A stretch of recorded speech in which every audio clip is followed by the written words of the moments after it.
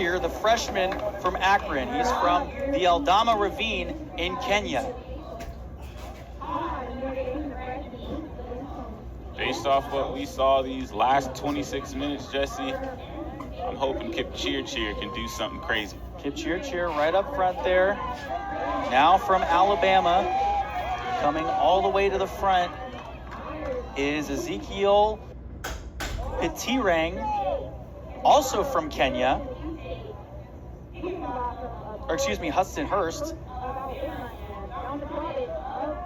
So a couple runners from Kenya in this race. Hudson Hurst out in front now. He ran an 8:52.17, pretty quick, going around that first turn there, and he has the lead. Hurst from Alabama all the way at the front. Sorry, go ahead. Cameron Todd from Notre Dame, granted, he was named the ACC Outdoor Freshman of the Week for running 8:43. I'm expecting him to make some moves and stay in that upper pack. So out in front right now, that is Kip Cheer. So we'll keep an eye on him. He's the runner, the freshman from Akron. And then from Kenya, just behind him, Ezekiel Pitirang ran an 8:44.99. He's from Kepenguria, West Pokot in Kenya. They're running 1 and 2 right now. And as you saw, there's a little bit of pitter-patter before the hurdle. That's what these early laps are for, finding your rhythm, finding your step, and getting comfortable with what you have to do once you approach that hurdle. And just in third now from NC State, Brett Gardner, the junior, who was an NCAA East regional qualifier just a couple years ago, an all-ACC selection, and ran an 8:29.65, the second best seed time coming in here. He's sitting in third, just one step behind Pitirang from Alabama. And here we're starting to see a bit of a grouping form earlier than we have the previous two heats. But we're seeing some movement.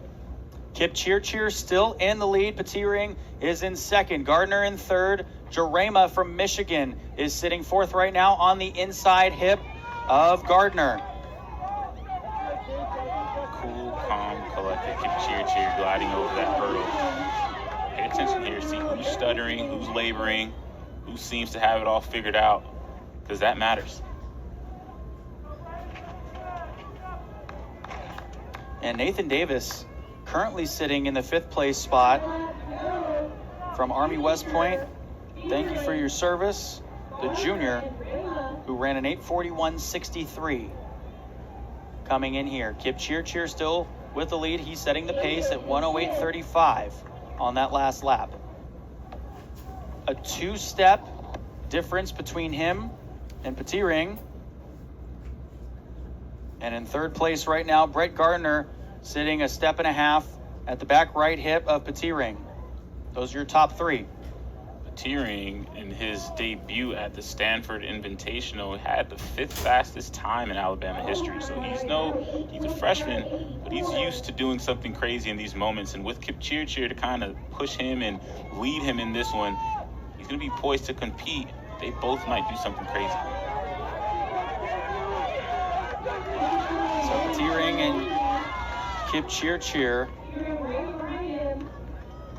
running on the inside. Gardner just half a step now back to the left of Pitirang.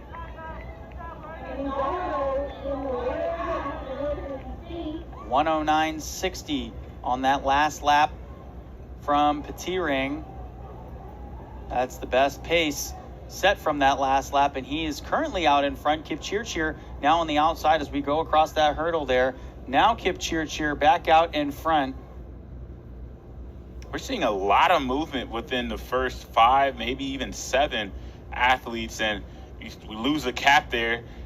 Things got real serious. Jesse, the exciting part about this middle portion of the race, who has the guts to push the pace? Who has the guts to go out in front, set the pace, push the speed a little bit more, and see who has the leg strength to keep up?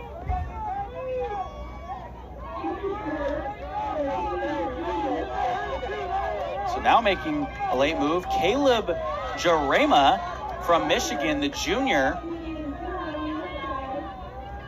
And Carmelo Canizaro from Middle Tennessee State also up with the front of that pack.